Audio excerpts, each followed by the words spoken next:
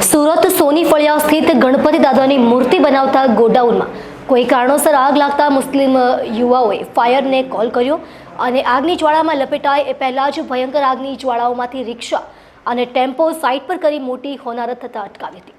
ગત મધરાત્રે 4 વાગ્યાની આસપાસ સોની ફળિયા સ્થિત ગણપતિ દાદાની મૂર્તિ બનાવતા ગોડાઉનમાં અચાનક આગ ભભૂકી ઉઠી હતી।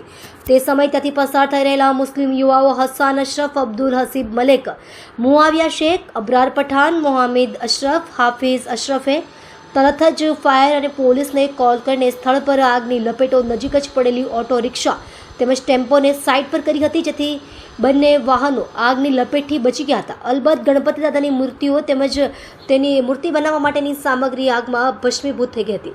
કોલ મળતાની સાથે જ ફાયરના લાશ્કરો ઘટના સ્થળે જવા રવાના થયા હતા, જેમને સ્થળ સુધી પહોંચાડવામાં પણ મુસ્લિમ યુવાઓએ મદદ કરી હતી।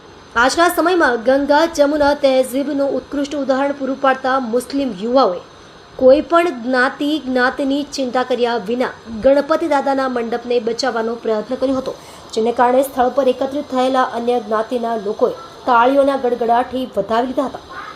ફાયરના આવ્યા પછી બંને યુવાઓને પોલીસ તેમજ ફાયરના લાશ્કરોએ અભિનંદન પાઠવવાની સાથે શહેરી માટે રવાના કર્યા હતા।